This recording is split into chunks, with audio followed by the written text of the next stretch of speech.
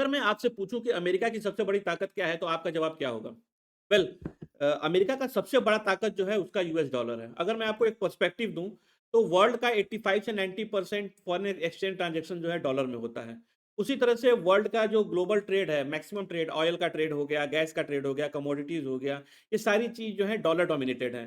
किसी भी कंट्रीज की सेंट्रल बैंक जैसे हमारी आरबीआई हो गई या दूसरे कंट्रीज की उसका अपना सेंट्रल बैंक होगा, ये सारे अपने पास जो है मैक्सिमम रिजर्व जो है डॉलर का रखते हैं। उसी तरह से ग्लोबल डेब्ट मार्केट जो है वो डॉलर सेंट्रिक है, ठीक है? और यही कारण है कि डॉलर जो है किसी भी कंट्री के ऊपर यही कारण है कि यूएस जो है किसी भी कंट्रीज के ऊपर सैंक्शन लगा पाता है, उसके ऊपर अपना डोमिनेंस एक्सर्ट कर पाता है और ज़्यादातर केसेस में वो अपनी मनमानी करवा पाता है। अच्छा, यही चीज़ अमेरिका का सबसे बड़ा डर भी है कि जिस दिन डॉलर का डोमिनेंस खत्म हो गया, उस दिन वो अपनी असली पावर दुनिया के ऊपर खो देगा। यही कारण है कि आप मैक्सिमम टाइम ये देखेंगे कि अमेरिका या ट्रम्प ये धमकी दे रहे होते हैं कि अगर आपने कोई भी पेमेंट सिस्टम डॉलर्स के बाहर क्रिएट करने की कोशिश की या कोई और सिस्टम डेवलप करने की कोशिश की तो अमेरिका आपको या उस कंट्रीज को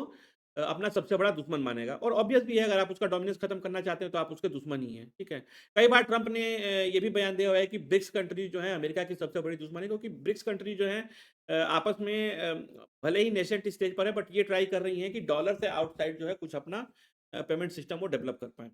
अच्छा, अब असली खबर ब्रिक्स 2023 की समिट जो है वो इंडिया में होने वाली है, उसकी प्रेसिडेंसी इंडिया के पास है और इंडिया का सेंट्रल बैंक है वो ये चाहता है कि इस समिट के अंदर हमारी जो डिजिटल करेंसी है, जैसे कि इंडिया की ई-रूपीज़ है, चाइना की युआन है, रशिया की रूबल है, तो ब्रिक्स की अपनी जो भी डिजिटल करेंसीज़ हैं उसको आपस में इंटरलिंक किया जाए ताकि एक डॉलर बेस्ड सिस्टम से आउटसाइड एक दूसरा पेमेंट सिस्टम क्रिएट किया जा सके और मोस्ट प्रोबेबली इसके ऊपर प्रेजेंटेशन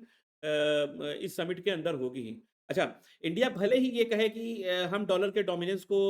चैलेंज नहीं कर रहे हैं, बट धीरे-धीरे ही सही, चुपके-चुपके ही सही डॉलर के डोमिनेंस को चैलेंज करना कंट्रीज़ ने चालू कर भी दिया है। अच्छा, एक चीज़ और ध्यान रखने लायक है कि सुनने में बहुत अच्छा लगेगा कि हम डॉलर के डोमिनेंस को चैलेंज कर रहे हैं या ब्रिक्स कंट्री डॉलर के डोमिनेंस को चैलेंज कर रही हैं। बट ये इतना आसान भी नहीं है, इसमें बहुत सारे हर्डल्स हैं, बहुत सारे कॉम्प्लिकेशंस हैं जो कि आने वाले टाइम पे उजागर होंगे और अगर ऐसा सिस्टम डेवलप हो पाता है तो it will be very good for world order और ब्रिक्स कंट्रीज के लिए। फिर जो है हमारे ऊपर बंधन नहीं रहेगा या ब्रिक्स कंट्रीज के ऊपर बंधन नहीं रहेगा अमेरिका का, उसका सैंक्शन का डर नहीं रहेगा।